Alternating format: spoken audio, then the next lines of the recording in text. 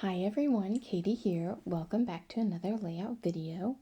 Today I am doing some mixed media.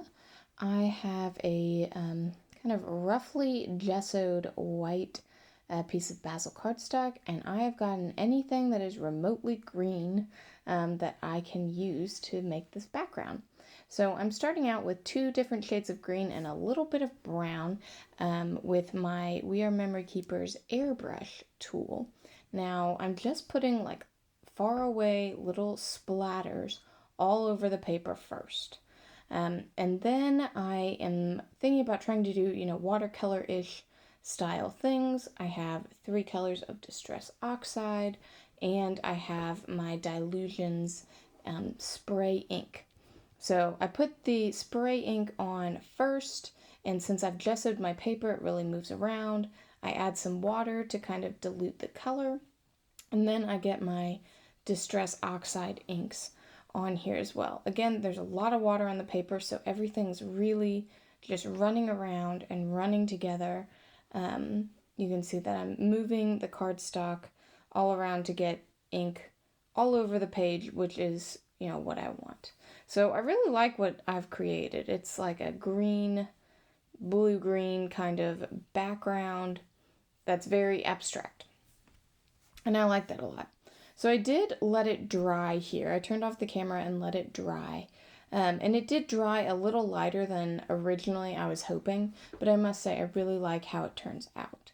So over top I have some Nouveau Embellishment mousse that I'm going to put through this like triangular Simple Stories stencil. The embellishment mousse, let's see, it's called Mint Tea. So it's definitely a different color green, which at first I was like, I'm not so thrilled about this, but I really, really like the end result. Now I am going to put my photos in kind of like a stair step. So I'm trying to do the stenciling around the outside of where the stair step pictures will be. Now it doesn't work perfectly. I do still cover up some of it, but you know what? That's how it goes. That's fine. But I really like the way it's looking so far. So again, I let it dry, and now I'm starting to get back to my photos. I really like the background, and I think it kind of fits the photos that I have. They're from our recent trip to Peru, and we were at one of the Incan temples, Ollantaytambo, and they build a lot of things on gigantic hills or mountains, as they are in, the Andes mountain range. So terraces were everywhere. I mean, whether we were at, a really special place like this temple or just driving through the countryside, you could see terraces everywhere, which was just amazing because, that's no easy feat to get all those terraces built on the sides of mountains. And of course, they use them for many different things. It was just extremely interesting. So that's why the stair step, because my photos are of terraces. So I thought it was appropriate. Now I'm taking a piece of cardstock and using it as my mat. Now you may wonder, why am I taking this beautiful foiled piece of cardstock and matting photos on it? Well, this is one of the few times that I bought a pack of 25 of the same pages from Tuesday morning. So at this point, I don't want all my layouts to look exactly the same with the same pages, but I really like the colors, so I'm using this page for photo mats, and I think it works out well. It's kind of like a navy blue color with the gold foiled paper airplanes, but really you can only see the navy blue, which I think works well for the colors in this layout. And I must say, in person, it looks a lot more green. As I'm watching it on the video and doing this voiceover, it looks a lot more blue. So that's a little different. Know that there's really more green vibes coming through in person, but either way, I really like how it looks. Now, because this is a mixed media background, nothing wants to stick to it. So I have to bring out the tough adhesive, the double-sided tape here. I'm going to do the bottom and the top picture with my double-sided tape and putting it straight on the layout. I think that this is, the strongest adhesive I have that won't warp my photos. So obviously liquid glue is fantastic, but it can warp your photos and your paper, and there's a time and place, and this was not the time or place. For the middle one, I have the foam tape. Both of these tapes are archival quality, and they all come from the Dollar Tree, which is nice and budget friendly. So I definitely appreciate that and use quite a bit of it.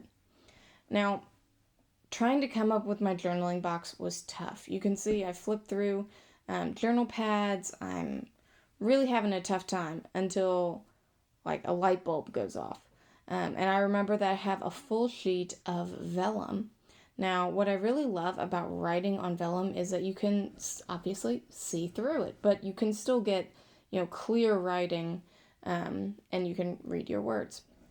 So I want to make a little vellum journaling box so that you don't miss out on the mixed media behind it, but you still get a good journaling box.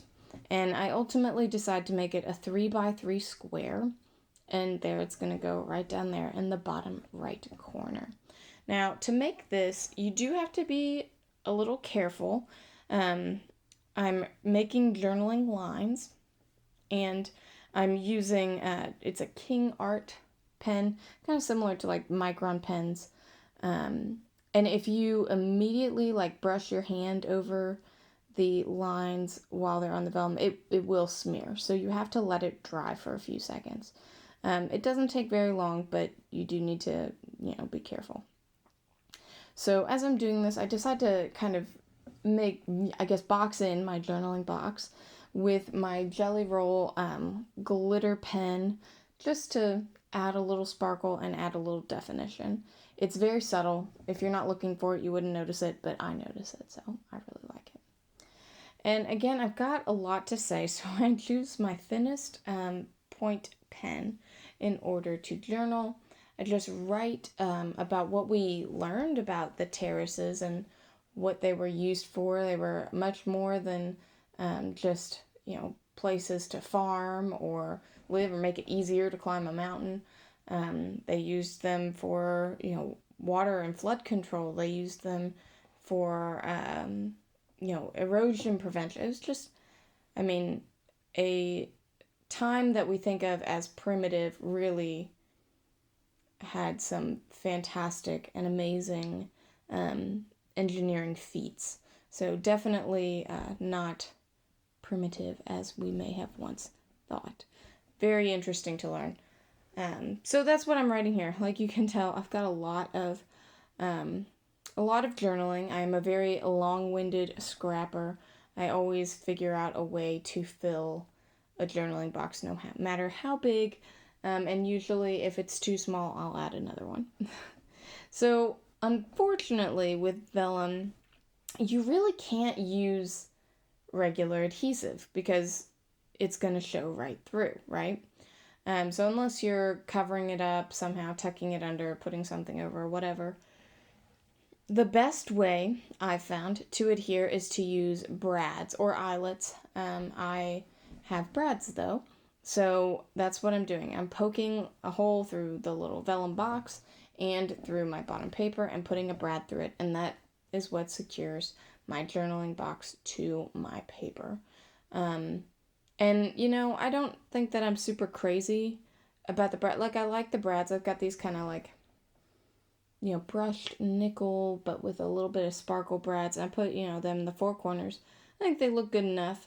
I wish I had smaller ones, just so that I feel like they're a little too big.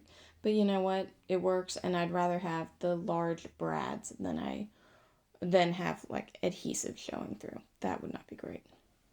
So once I get that finished, I know I want to come up with a title, and I have the hardest time coming up with a title because this whole layout is about terraces. Well, I don't know, I just don't think that's a very interesting title for me. So I just really have a tough time coming up with, adventure words or like, man, this is super interesting. Like, we really learned stuff, kind of titles. I really look through so much that I have and try to come up with something. and it was a struggle.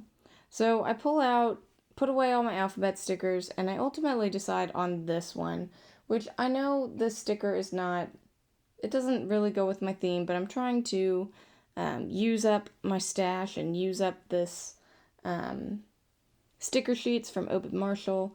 And this sticker says, "Remember this." So it was a cool time. It's definitely worth remembering. That's why I'm scrapping it. So I think this title is appropriate. It's also a small enough sticker that it really doesn't take up all my mixed media, because I also don't want to cover that up either.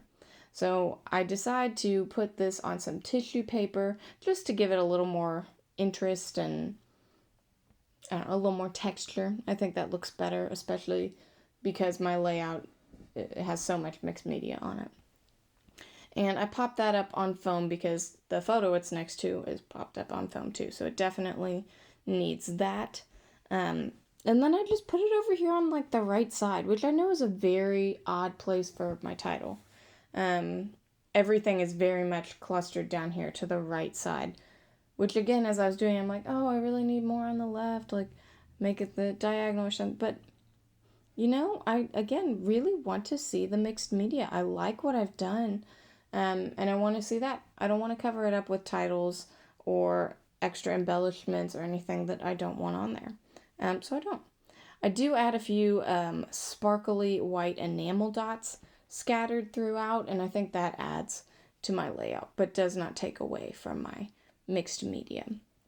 So I was pretty happy with that. Now they are old, so I have to glue them down with Elmer's glue, but that's okay.